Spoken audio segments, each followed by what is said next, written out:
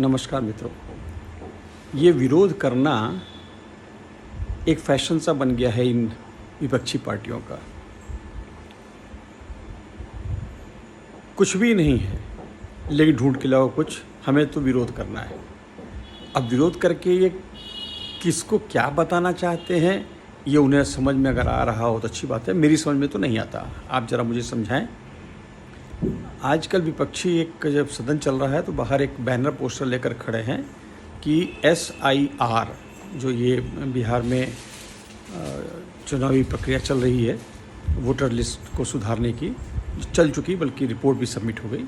उस SIR के लिए इन्होंने एक बैनर पोस्टर बनाया है कि SIR लोकतंत्र पर प्रहार। अब ज़रा इस डेफिनेशन को, इस हेडिंग को अगर आप समझ सकते हो तो मुझे भी समझाइए कि SIR लोकतंत्र पर प्रहार कैसे। कोई समझा दे। मैं अनपढ़ गंवार हूँ, राहुल गांधी जितना पढ़ा लिखा तो नहीं हूँ, लेकिन ये समझना चाहूँगा कि ये लोकतंत्र पर प्रहार कैसे है। ये एक चुनावी प्रक्रिया है, ये एक जो चुनाव आयोग है, ये उसका काम है ये पता करना कि जो भी मतदाता हैं वो सही हैं कि नहीं, वो मौजूद हैं कि नहीं, अपने उस पते पे जिंदा हैं कि नहीं, बाहर तो नहीं चले गए। उस सब बातों को ध्यान में रख करके वो अपने चुनावी जो लिस्ट है उसको सुधारते रहते हैं।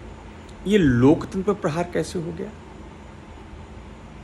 मतलब समझ में नहीं आ रहा है। ये कह रहे हैं कि चुनाव से बस ऐसे ही नाम हटा दिया जा रहा है उनके वोटर्स का। कोई बात नहीं, BLO ने के कहने पर हटा हुआ, BLO को पकड़ लो। आपके पास 1 महीने का समय है। अगर सरकार ने 31 दिन में ये काम कर दिया तो आपके पास तो 2 महीने का समय है, करो ना। अभी कहाँ चुनाव घोषित हो गया। आप पकड़ो उस BLO का कॉलर और ले जाओ। या तो मुझे मृत कैसे घोषित कर दिया, मुझे ये तुमने कैसे कह दिया कि मैं यहाँ नहीं रहता, मुझे ये कैसे कह दिया मैं दोस्त छोड़कर चला गया। अरे वाह, मजाक है क्या।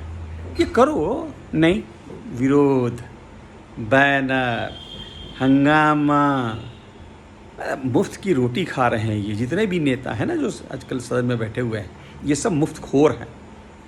इन्होंने नंबर 2 की कमाई लुटाई है और जनता को बेवकूफ़ बना करके आज वहाँ ज़्यादातर वहाँ बैठ गया। और ये खास तौर से विपक्षी जो गुट है, इनमें से कोई नेता समझदार, जो समझदार है उसको ये लोग गलत साबित कर दे रहे हैं। कांग्रेस में तो थरूर जैसे नेता हैं जो समझदार हैं, बहुत सी पार्टियों में बहुत से नेता समझदार हैं, लेकिन वो मजबूरी है, वो नहीं बोल सकते क्योंकि उनको पार्टी लाइन से हट के बात नहीं करनी। लेकिन ऐसा होना नहीं चाहिए, सबको आगे आना चाहिए। ये देश है, देश को बचाना है, लोकतंत्र को बचाना है। ऐसी बचकानी बातें करके आप एक उस कौम का जो कि शायद पूरा पढ़ा लिखा नहीं है, जो समझ नहीं रखता होगा, उनको केवल ये सब चीज़ें अच्छी लगती हैं। चैलेंज करता हूँ, तुम्हारे सीने में फिर इतनी ताकत है, तुम अगर कुछ कह सकते हो तो कर लो। आज क्या करवा दिया इसने।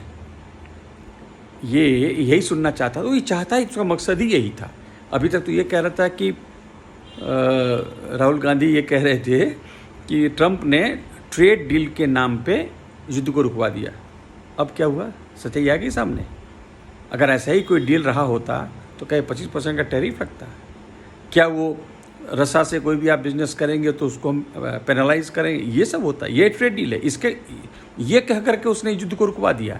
ये कोई ना समझ भी समझ जाएगा बेवकूफ़ों वाली बातें। ये क्या बात कर रहे हैं ये विरोध के नेता अपने आप बनाता। बहुत से लोग हैं जो इसके समर्थन में रात दिन, चाहे वो फेसबुक हो, सोशल मीडिया हो, लगे पड़े हैं। मतलब आप कुछ लिख दीजिए अगर राहुल के खिलाफ तो डंडा लेके लोग खड़े हो गए हैं भाई। क्यों पता नहीं, मुफ्त की मिल रही होगी, कुछ तो मिल रहा है, कुछ तो मिल रहा है। लेकिन ये राजनीति सही नहीं है, ये देश के लिए सही नहीं है। और ये जो SIR है, ये देश के लिए, लोकतंत्र के लिए कहीं से भी खतरा नहीं है। ये तो केवल चुनावी प्रोपेगेंडा है। ये एक ऐसा एजेंडा बना रहे हैं जिससे देश हमारा बर्बाद हो जाए। ये लोग देश को बर्बाद करके मानेंगे। आप लोग कृपया इस बात को ध्यान में रखें। जहाँ तक मेरी बात पहुँचे आप आगे भी पहुँचाएं।